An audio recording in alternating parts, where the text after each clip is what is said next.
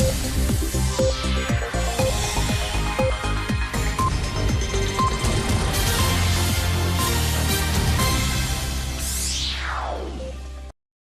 ձեզ հարգելի հեռուստադիտողներ, Ֆակտոր TV-ն ուղիղ տեսակապով զրուցելու է Գյումրի ասպարեզակումբի խորհրդի նախագահ Լևոն Բարսեղյանի հետ։ Ողջույն, պարոն Բարսեղյան։ Բարև ձեզ։ Պարոն Բարսեղյան, ոչ թե ընդդիմությունն է ասում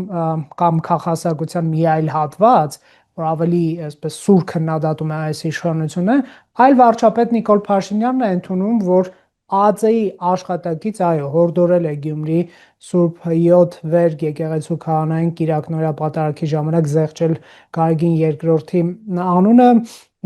ինչը նախկինում արվել է Փաշինյանի մասնակցությամբ պատարակներում։ Սա ապօրինություն է, թե ուժի ցուցադրություն, թե նորմալ պրակտիկա, մի օր ԱԱԾ-ի անդամ կարող էր հորդորել, մի օր ավականու անդամ, մի օր սովորական գյուղացի որևէ ուժային պարտավորություններ չունեցող։ Սա լիազորությունների անցման սովորական պրակտիկա է, ես այդպես հասկացա վարչապետի խոսքից։ Ինքը ըստ երևույթին չի համարում, որ սա լիազորությունների անցում է, երևի պիտի ևս մի քանի տասնամյակ բոլոր իշխանությունների բացատրվի, որ իշխանությունը իրավունք ունի միայն անել այն, ինչ գրված է օրենքներով, սահմանված է, այլապես լիազորությունների անցումները անխուսափելի են, իսկ լիազորությունների անցումները կարող են լինել այդ որակի, պետհար որակի, զուլում որակի, էլդուսուս որակի։ Ասենք ԱԱԾ պաշտոնյաները մտնեն տները եւ երեխաներին սկսեն բացատրել, թե ինչպես պիտի ատամները լվան, ճաշիկը ուտեն, եթե ոչ լավ չի լինի, եթե 10 չսոպի եւ այլն եւ այլն, հա, ես գրոտեսկի եմ տանում, որպեսզի պարզ լինի, թե ինչու պետական պաշտոնյան, էլ այդպիսի համբավ ունեցող հիմնարկի պաշտոնյան իրավունք չունի զբաղվելու այն բաներով, վերջապես ինչի իրավունքը չունի ներողություն կրկնաբանության համար։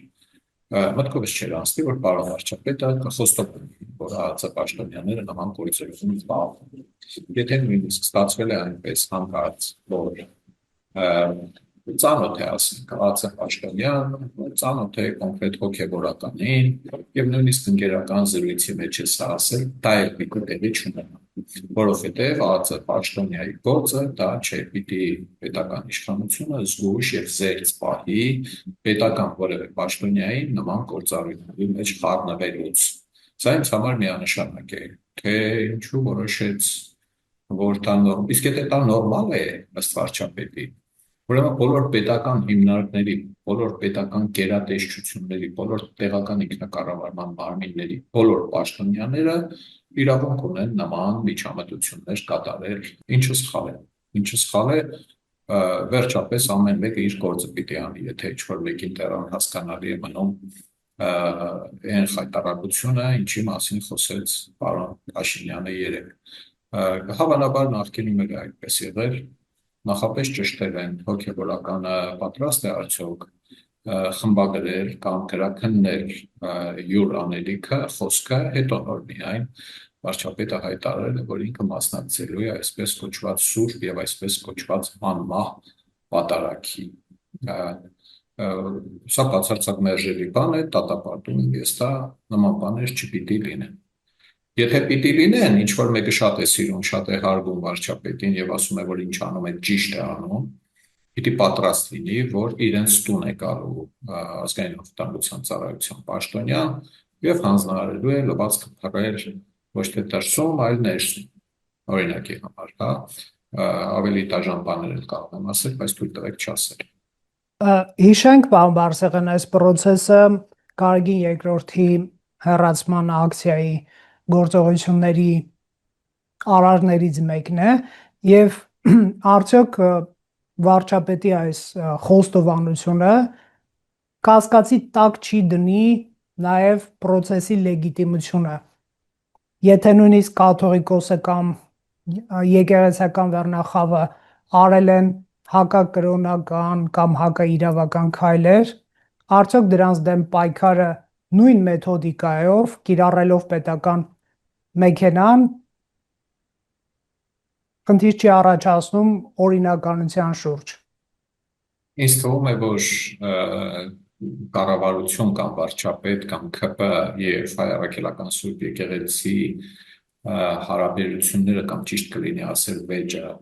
կոնֆլիկտը այնպիսի բևեռացում է բերել հասարակությանը, որ այլևս նման փոքրիկ բաները կամ նման դեպքերը ես պետք է համարեմ փոքրիկ եւ գրեթե վճռական ազդեցություն չունեցող դեպքեր, իրադարձություններ եւ հանգամանքներ, ասած այն է, որ նման բաներով գրեթե ոչինչ այլևս չի փոխվում։ Բևեռացվածությունը հասել է բավականին կատեգորիկ խմբավորումների, երրորդ խումբը կա, ինձ նման ասենք էլի, որը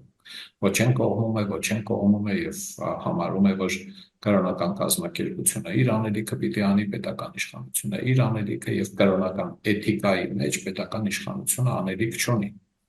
Հոգևորականների հնարավոր հանցագործությունների եւ վարչական իրավախախտումների մասով իհարկե պետական իշխանությունը անելիք ունի եւ պիտի անի, սա աներկբա է, չքննարկենք։ Էթիկայի մասով անելիք չունի, տեքստի միջից 3-4 ժամանոց միջոցառման պատարակի միջից մի նախադասությունը հանել տնելը պետական իշխանության անելիքը չէ։ Նման բացահայտումների, այսպես ասած, մենք ելի ենք ականջալուր լինելու, բայց համոզված եմ, որ դա այլևս վճռական ազդեցություն չի ունենալու բևեռացված խմբերի, որակների, այդ խմբերի աճի կամ անկման վրա։ Պես որ շատ կենտրոնանալ քաղաքական մասի վրա չարժե ստեղ, բանը բանից անցել է էլի այս իմաստով։ Բանն այն է, որ քրեական օրենսդրության տեսանկյունից պետական պաշտոնյան անցել է իր լիազորությունները, ինչքան էլ անունը տնեն գնացել է, հորդորել է, խոսել է, ակնհայտ է, որ ազդեցություն է ունեցել կրոնական կազմակերպության աշխատանքի վրա։ Չեմ ասում, թե զենք է քաշել վրան, բայց այդ ազդեցությունը ակնհայտ է։ Ուժի ցուցադրություն չի, պարոն Բարսեղյան, մի բան է, երբ որ Գյումրի ԿՊ խմբակցության ինչ որ մի ավականու անդամ գնա եւ, չգիտեմ, ворթիաբար խնդրի, որ զեղ չեն, դա էլ մի տեսակ կարող է ուժի ցուցադրություն լինել, թեև նրանք ընդդիմություն են այսօր, բայց երբ որ ԱԱՑ-ն է գնում, հենց այդ էի ուզում ասել, որ անպայման ԱԱՑ-ի համբավը այնպիսին է, որ դա կարող է ահաբեկչական ազդեցություն ունենալ որևէ մեկի վրա, հոգևորականի վրա, որի գործընկերները ենթադրենք հոգի ձերբակալված են կալանավորված, ինչքան են խոսքով մի քանի հոգի ձերբակալված են կամ կալանավորված են, անշուշտ իրենց վրա ազդեցություն ունի այդպիսի այցելություն եւ այցելությունները, սա շատ կարևոր է։ Պարոն Բարսեղյան, տեսեք, վերջին շրջանում, երբ որ հայտնի arczepiskopos-ները պահանջեցին Գարգին II-ի հեռացումը, կան այսպես կասկածներ, ինչպես վարչապետը ժամանակին կասեր, օդում կախված լուրեր այն մասին, որ կոմպրոմատներ են կիրառվել տվյալ անձանց նկատմամբ arczepiskopos Կճոյանի եւ մյուսների, որոնցից որոշները ունեն ընտանիքներ եւ ինչպես Գարգին II-ը, բայց Գարգին II-ից պահանջում են հեռանալ ընտանիք ունենալու բերումով, երեխա ունենալու բերումով, մինչդեռ պահանջողներն էլ ունեն, բայց վարչապետը նրանց ընդունում է, պարոն Կճոյանի համբավը բոլորին հայտնի է եւ այլն, հա։ Եվ այս ԱԱՑ-ի կիրառման վարչապետի կողմից խոստովանությունը արդյոք կարող է արդարացնել այն ենթադրությունները, որ միգուցե այս 10 հոգու դեմ են ինչ-որ կոմպրոմատներ կիրառվել կամ ԱԱՑ-ականներ գուցե նրանց են այցելել եւ ասել, եթե կաթողիկոսի հրաժարական չպահանջեք, բենթլիական կամ օֆշորային սկանդալները հետ կբերենք կամ մի տեսանյութ էլ քո բաղնիկից կարող է հեռարձակվել եւ այլն, սա զուտ կասկած է, բայց երբ որ ասում է օրինականությունը արդյոք կասկածի տակ չի դրվում կաթողիկոսի հեռացման process-ի, արդյոք այդ մասին չենք ասել։ Հասկացա, ենթադրելու իրավունքի արկե բոլորս ունենք պնդել առայժմ, չենք կարող նման բան, ես չեմ բացառում, որ որոշ հոգևորականներ իսկապես խոր համակրանք ունեն եւ Փաշինյանի եւ քաղաքացիական պայմանագրի կամ նոր իշխանության նկատմամբ, այդով է պայմանավորված իրենց դիրքորոշումը, ուրիշ հոգևորականներ շատ վաղուց եւ քողարկված կերպով դիրքավորված էին եւ են ընդդեմ կաթողիկոսի, սա նորություն չէ ինձ համար, ես այս մասին տեղյակ էի նույնիսկ 10-12 տարի առաջ, որ այդպիսի դժգոհություն կա հոգևոր դասի որոշ ներկայացուցիչների շրջանում կարող է եւ ձեր ասածներ, որ կան խայտարակող նյութեր, կոմպրոմատներ, այսպես ասած, որոնք կարող են օգտագործվել։ Քաղաքականություն այդպիսի մի բան է, եթե կպարզվի, որ այդ գործիքներն է օգտագործել այս իշխանությունը, իսկ նման կասկածներ ունենալու իրավունք ունենք, սա իհարկե վարկաբեկում է իշխանությանը, ինչը դատապարտելի է, խայտարակ բան է, անընդունելի բան է։ Ես ինքս համարում եմ, որ մինչև մայիսի 29-30-ի հայտարարությունը, երբ պարոն վարչապետը խոսեց այս 3 կալանավորված հոգևորականի մասին, քեռակնկա հետ կապի եւ այլնի մասին, մինչ այդ պահը ըստ երևույթին, ես այդպես եմ դիտարկում, որ վարչապետը ունեցել է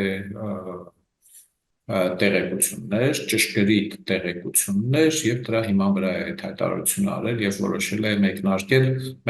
կապոնի ազգային ժողովի ընտրություններում լրացուցիչ դիվիդենդ կամ քվե ստանալու հետ։ Նման կասկածներ ունեմ, վստահ չեմ, պնդել չեմ կարող, բայց ահագին լուրջ է մտածումս այն մասին, որ հատուկ ծառայությունը կամ ազգային անվտանգության ծառայությունը գաղտնալսում է, գաղտնադիտում է ինչ-որ մի մեխանիզմով հավաքել է տեղեկություններ եւ զեկուցել է վարչապետին։ Եվ ընդհանրապես այդ անձանց մասին գաղտնի ճանապարհով տեղեկություններ ստանալու հանգամանքը պիտի քննության առարկա դառնա իրավական պետության մեջ, պիտի քննվի, պարզվի, թե ում է գաղտնալսում եւ ինչ իրավունքով։ Մեր երկրում դրա իրավունքը տալիս է դատարանը, պիտի տա դատարանը ենթադրաբար անհրաժեշտ հիմքերի ներկայացման դեպքում։ Ահագին մարդու են գաղտնալսում, գաղտնադիտում, շատ բաներ չեն բացահայտվում, որոշ բաներ ըստ երևույթին բացահայտվում են, բայց պահվում է նպատակահարմար պահի օգտագործելու համար եւ այլն եւ այլն։ Հիմա եթե դատական համակարգ չի բարեփոխվել, որակյալ արդարադատության մասին խոսել չենք կարող ենք խոսել ընտրովի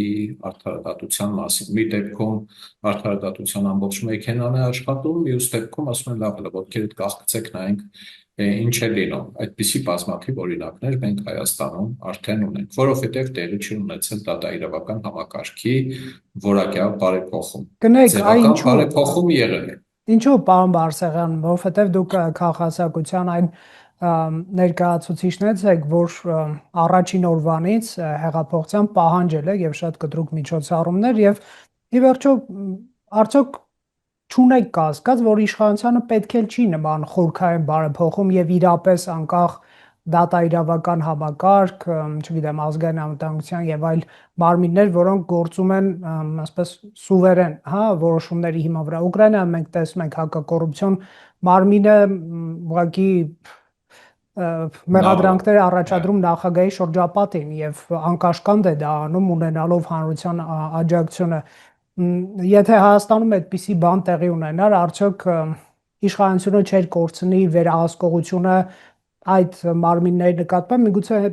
ես զուտ ենթադրում եմ կամ ենթադրական հարց եմ տալիս, միգուցե այդ նպատակով նման խորքային բարեփոխումներ չարվեցին, որ այս մարդիկ ծառայում են նախկին իշխանություններին, հիմա վերցնենք մեզ ծառայեն նախկինների դեմ տրամաբանությամբ եւ ոչ թե իրավամբ անկախ դատաիրավական համակարգ ունենանք։ Ասեմ տեսակետս, ես իհարկե շատ եմ մտածել, որ այդ հարցը շատ են տվել ինձ, թե պատճառը ինչն էր, որ պարոն Փաշինյանը որոշեց արմատական դատաիրավական բարեփոխումներ չանել։ Սա իմ շատ նեղ անձնական համոզմունքն է, որ դա ոչ թե այդ համակարգը սեփական կարիքների համար օգտագործելու նպատակով պահելն էր, այսինքն արատավորված վարկաբեկված դատավորներ ունենալ, դատախազներ, քննիչներ, տոյես եւ ոստիկանության բարձրաստիճան պաշտոնյաներ, որպեսզի էկուցել մենք օգտագործենք։ Ես մինչև հիմա համոզված եմ, որ դա չի եղել նպատակը, ես համոզված եմ, որ պարոն Փաշինյանը խիստ թերագնահատեց այդ արմատական միջոցների իրականացումը ժողովրդավարական պետության կերտման համար։ Ինձ իհարկե քննադատում են ընկերներս, ասում են, չէ, մի ամիտես Լևոն ինքը դիտման բարեց, որ Մացոն մնա համակարգում, որպեսզի Մացոյին հանձնարարեն սա անել, կարող է սխալվում։ Ներողություն, եթե սխալվում եմ։ Բայց եթե նույնիսկ իմ սցենարն է ճիշտ, իմ պատկերացրածն է ճիշտ, որ թերագնահատել է, էլի սա ոչ մի կերպ չի արդարացնում Փաշինյանին եւ կառավարող իշխանությանը, ինչպիսի պատճառաբանություններ բերած լինեն։ Պատճառաբանությունը այն էր, որ եթե բոլոր դատավորներին, որոնք ապականված են համակարգից հանենք, նրանց փոխարինողներ չկան, դատախազներին հանենք, նրանց դատաիրավական համակարգը կփլվի, այսպես չի լինի։ Դատավորները մեծ դատի կտան, հիշեք են ողբով այն ասումը, որ 19 թվին, 20 թվին տիրում էր այդ միջավ, նույնիսկ ինքը խոստացավ անել 6-ը, չարեց եւ վերջերս էլ ելավ ասաց չեն կարել եւ լավ են կարել, որ չեն կարել, ճիշտ են կարել, որ չեն կարել։ Այսինքն իր այդ վախվորածությունը, խուսափողականությունը, ես իմ գուցե ծայրահեղ լավատեսականությունը, որ այդ մարդիկ կուղղվեն, շանսը կօգտագործեն, կաշխատեն արդեն բարեխղճորեն, շատ մեծ միամտության տեղ եմ տնում։ Կարելի է դավադրապաշտությանը տրվել, ասել դիտման բարեց, որ պահպանին իրեն ծառայեցնել տա։ Էս էլ է տարբերակ։ Ես ինքս հակված չեմ այդ տարբերակին, լավ է թե վատ խոսքով քննադատում են, թող քննադատեն ինձ իմ այդ մոտեցման համար, համարում եմ, որ սա բանի պետականաշինության տեսանկյունից խայտառակ կարճատեսության հետևանք է։ Խնդիրներին լավ չտիրապետելու, չնայած դեմերս իրեն էլ մի քանի քաղաքացիական պայմանագրի ներկայացուցիչների բացատրվել է, որ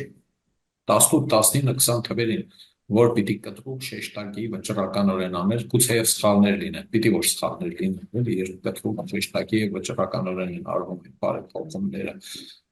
բայց իշխանությունը որոշել քնել դրանք եւ Հայաստանում այդպես էլ չձևավորվեց երրորդ իշխանություն, ուշադրություն դարձրեք, ոչ թե դատական իշխանություն,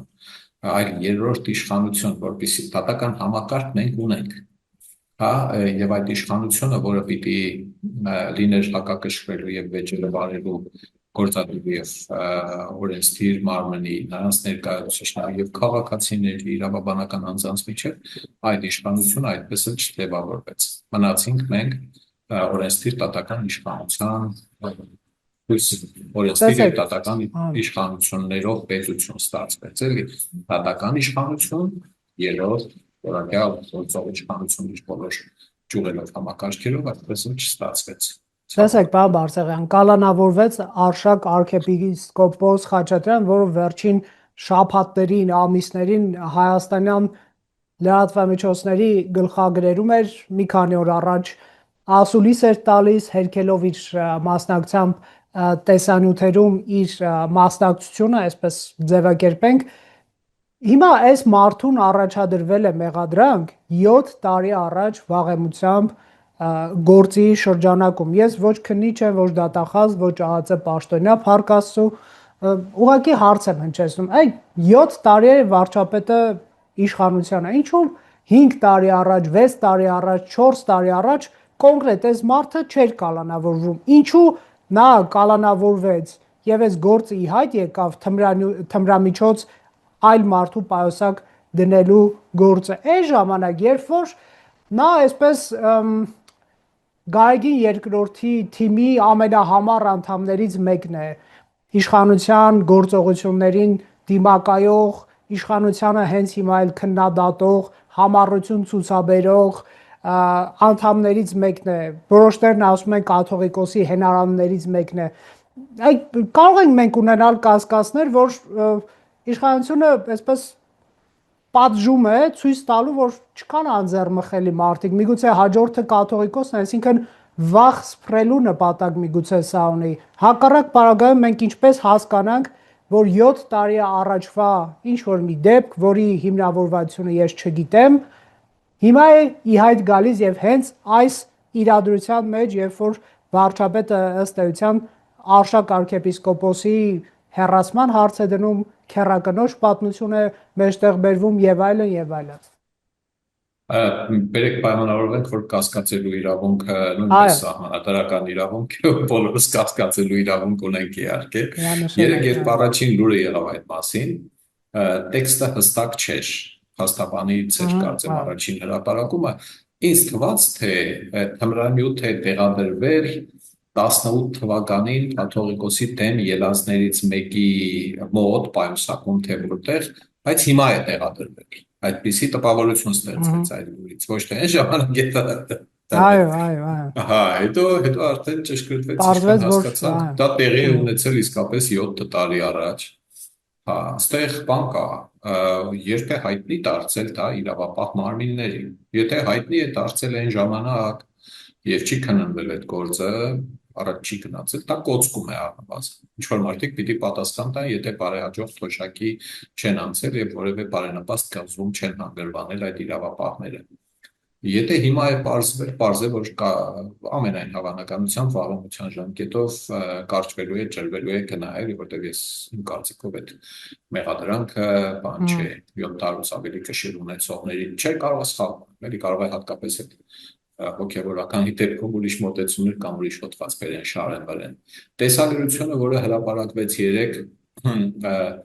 Հարվածելու, չէ, դրվագներ, մի դրվագ ենթադրյալ։ այդ հարվածելը ճիշտն ասած ես օրինակ փորձաքննության կարիք չունեմ ես ակնհայտ երևում է որ մարդը հարվածում է էլի կարող է փորձաքննությունը բարձի որ չէ ինքը չի եղել հարվածողը եւ այլն բայց այդ հարվածի մասով էլ պիտի քննություն լիներ եթե այն ժամանակ հայտնի է եղել եւ չի քննվել ուրեմն կոծկում է եթե հիմա է հիմա պիտի քննվի հետո հիշում ենք Սիլվա չեմ հիշում ինչա եւ Սուրեն Խաչատրյան Սյունիքի Համբարձումյան։ մարզերի Սիլվա Համբարձումյան, հա, այն կաշառքի գործով, կաշառատու կնոջ պատմությունը, եթե ճիշտ եմ հիշում, 15 միլիոն դոլարի մասին էր խոսքը, երբ ապտակել էր Սուրեն Խաչատրյանը այդ կնոջը, Սերժիկ Սարգսյանի թագավորության ժամանակ էր դա, քննեցին, որոշեցին, որ մեկ ապտակը ծեծ չէ, մի մուշտի է տվել, էլի, հա, դրա եղածին չէ։ Հիմի այդ մի հարվածը, որը եղել է, դա քննության առարկա լինելու է, թե ոչ եւ այլն։ Բայց վերադառնալով հարցի բունեությանը, շատ լուրջ է դրանից կասկած առաջանում, որ այս բանը ոնց որ թե հրապարակային քննադատությունը չօգնեց, որ գնատուն այդ հոգևորականը տեսագրության հրապարակումը չօգնեց, ոնց որ թե այդ հոգևորականների խորհրդի կամ հանձնախմբի դիմումը քննչական կոմիտեին եւ քննչական կոմիտեի եզրակացությունը թե այո այդ հոգևորականն է տեսագրության մեջ այդ էլ չօգնեց որպեսզի գնա ամերիկան հասան բան էլի որ թմրանյութ են դրել ինչ որ մեկի պայուսակում մի փոքրիկ դրվագել հիշեցնեմ սրա հետ կապված երբ 18 թվականին սկիզբ էր առել այդ շարժումը նոր Հայաստան, նոր Հայրապետ, եթե չեմ սխալվում, այո, բողոքի ցույցեր, բաներ կաթողիկոս փոխելու համար, այն ժամանակ նույնպես հնչում էր քննադատություն, թե սա վարչապետի նախաձեռնածն է եւ վարչապետի թիմից եւ վարչապետն էր կարծեմ ասացին որ չէ մենք նման բան չենք նախաձեռնել մարդիկ իրենց իրավունքը իրենց աղաքեֆը բողոքի ցույց են անում էս են անում եւ չաջակցեց Փաշինյանը այդ շարժմանը այո դա է ուզում ասել որ ինձ թվում է որ նույնիսկ կարող է այս համատեքստում է եղել որ ընթացք չեն տվել այդ հոգեվորականի գործողությանը որպես քրեական գործ որպեսզի իբր թե հաստատեն, որ տեսեք նույնիսկ աչքի ենք փակում նման հանցագործության կամ անկարգության այդ թմրանյութ տնելը մի քիչ դժվար ապացուցելի բան է, էլի, բայց թե հարվածը որը հրապարակային վայրում բոլորի աչքի առաջ է տեսանելված է ակնհայտ է, էլի, այսինքն եթե այդ պահին վարչապետը որոշեր, որ պիտի անպայման քրեականացվի դա եւ ընթացք տրվի դրան երևի մտածել է, որ հանկարծ կարող է ինքը ասոցացվի նոր Հայաստան, նոր Հայրապետ շարժման խորքում կանգնածների հետ, նախաձեռնողներից մեկի հետ, սա չի արտարացնում անկործությունը սխալ չհասկանալ։ Գուցե եւ այդ նպատակով է, որ ծենծուն չի եղել այն ժամանակ, եւ հետո համբերության բաժակը լցվել է վերջերս մանավանդ ընտրություններից 1 տարի առաջ որոշեց քարոզարշավի համատեքստում կրոնականացման, հավատքի բանը մարդկանց հավատացյալների հոգու նուրբ լարերի վրա ազդելու պոպուլիստական այս հնարքին դիմել զբաղվել կրոնական կազմակերպության բարեվարկության խնդիրներով ինչը բացարձակ մերժելի է ու երևի մի 600-600 անգամ ես խոսել եմ այդ մասին գործ չունի պետական իշխանությունը կրոնական կազմակերպության բարեվարկության հետ քրեական հանցագործություններ են ուրիշ հարց պիտի զբաղվել դրանով բայց ոչ թե ղրկի ԱԱԾ-ի աշխատակցին կնա հոգևորականին բան բացատրի համոզի, որ տեքստը խմբագրի կամ ավելի ճիշտ գրաքննի տեքստը։ Այ քեզ բան բացարձակ մերժելի բան է, ինչը իրեն թույլ է տվել վարչապետը եւ վերջապես եթե ինքն չի հանձնարարել ինքը հանդուրժելի է համարում, դա համարում է, որ դա նորմալ բան է, մի անգամ ընկերը, մյուս անգամ հարևանը, մի անգամ էլ ԱԱԾ-ի պաշտոնյան կարող է զբաղվել դրանով։ Սա այնպիսի, ինչ ասեմ, մերժելի արարք է, որի տեսական վարիացիաները տարբեր օրինակների վրա արտածումը կարող է բերել խայտառակ բաների, ասենք, ինչ ասեմ, մանկապարտեզի տնօրենը կարող է այցելել վարչապետին եւ հորդորել ասել, բացատրել, որ ինքը իր ելույթի մեջ այսպես պիտի ասի, այնպես պիտի ասի եւ այլն եւ այլն։ Համայնքապետը այցելի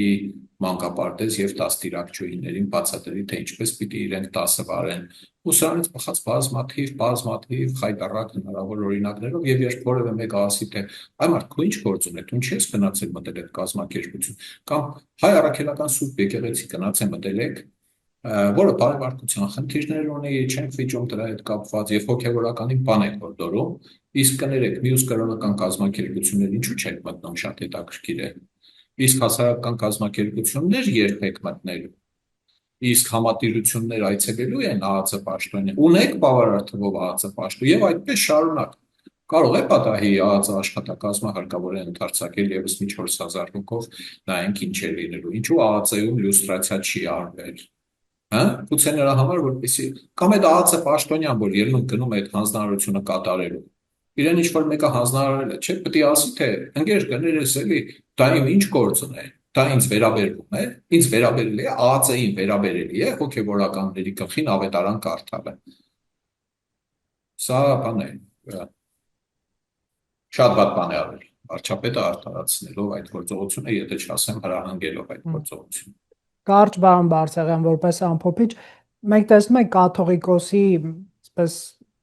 շրջապատը պայմանական ասած նոսրանում է, հա, Արշակ arczepiskopos-ն են կալանավորված։ Իհարկե այլ գործերով Բագրատ եւ Միքայել arczepiskopos-ները ես չեմ ուզում կապել այս պատմության հետ, որովհետեւ դրանք մի քիչ այլ պատմություններ են եւ ավելի վաղ են, բայց նոսրանալ նաեւ նկատի ունեմ 10 arczepiskopos-ների անջատվելը եւ նրա հրաժարական պահանջել կարելի է, չգիտեմ, ենթադրել այս հարցը Նոստրադամուսի մշակույթի դաշտից չի, բայց որ միգուցե կաթողիկոսի ներգրավմամբ էլ քրեական գործ լինի ճնշումը ավելի մեծացնելու, ուր կարող է այս ամեն ինչը տանել հաշվի առնելով նաև որ Գյումրիում է Կիրակի օրը լինելու կուլմինացիան կամ իրադարձությունների կենտրոնը։ 1-2 րոպե եմ խնդրեմ։ Հասկացա, շնորհակալություն։ Թե որ Նոստրադամուս ուրեմն Նոստրադամուսի ժամանակներից մեկի խոսքերից մեջ բերեմ, ինքը իհարկե որպես օրենք է ձևակերպել, ոչինչ անհատույց չի մնում։ Նյուտոնի օրենքներից մեկի մասին է խոսքը, էլի։ Անպայման ի վերջո մի օր մի ձևով հատուցվելու է եւ վարչապետի արածներն է հատուցվելու ըստ այդմ եւ չարածներն է հատուցվելու։ Կաթողիկոսի եւ արածները եւ չարածները։ Հարցը ժամանակի հարց է եւ հատուցման ծավալի գոհացման հարց է։ Եթե իշխանությունը գտնի քրեականության հիմքեր, անպայման նախաձեռնելու է ինչ-որ բան, հա, բայց ինձ թվում է, որ եկեղեցու վերնախավի մաքրագործման կամ հատուցման ժամանակը գալու է, դա շատ ծանր պահպանողական մի մարմին է, միտեղ կարող են ծափահարություններով ողջունել կաթողիկոսին, այս կաթողիկոսին մեկ ուրիշ տեղում կարող է մեջքով շուռ կամ տաճարից դուրս գան, երբ ինքը ներս է մտնում եւ այլն եւ այլն։ Հա, անպայման հատուցումը լինելու է այս տեսանկյունից։ Ես շատ կուզեի, որ այդպիսի պատմական դեր ունեցած կրոնական կազմակերպությունը իր բարեվարկության խնդիրները ներսում լուծեր։ Որևէ մեկը գայթակղություն չունենար դրսից միջամտելու կրոնական կազմակերպության գործին։ Շատ կուզեմ, որ պետական իշխանությունը եւ տեղական ինքնակառավարման մարմինները ոչ մի կերպ չմիջամտեն բարեվարկության էթիկական խնդիրներին, որտեղ էլ դրանք լինեն կրոնական կազմակերպություն, հասարակական կազմակերպություն եւ այլն եւ այլն։ Համայնքային իշխանությունը պիտի բարեվարկությանը հետևի իր աշխատակիցների համակարգում, պետական իշխանությունը իր աշխատակիցների բարեվարկությանը պիտի նայի։ Չպիտի գնա խառնվի այնտեղ, հետո բանա ազդեցություն գործի, որը օրենքից դուրս է, ինչը վարկաբեկում է նաև պետական իշխանությանը։ Ինձ թվում է, որ եթե մի քիչ խորանան, հսկայական շերտերով քրեական գործերի հիմքեր կգտնեն հայ առաքելական եկեղեցու տակ։ Ճիշտ կլինի, որ պետական իշխանությունը հայ առաքելական Սուրբ եկեղեցին բերի կատարյալ օրինականության, հարկային, մաքսային, վճարային արձանագրման դաշտ։ Այս մասին շատ ենք խոսել, պետական իշխանությունը ցավոք դրանով չի զբաղվում։ Որոշել է զբաղվել բոլորովին ուրիշ բանով, որ իր լիազորությունը չէ, ԱԱԾ մարդկանց ընդգրկել եւ բարեհաճության վեճերը փորձել լուծել։ Այդպես չի բարենորոգվում հայ առաքելական Սուրբ եկեղեցին, կամ հետո կոչվելու է հայ առաքելական պետական Սուրբ եկեղեցի, անեկդոտելի, հա, շատ սխալ բան է, պարոն վարչապետ, հա։ Շնորհակալ եմ պարոն Բարսեղյան զրույցի համար։ Հարգելի հեռուստադիտողներ, ուղիղ տեսակապով զրուցում ենք Լևոն Բարսեղյանի հետ։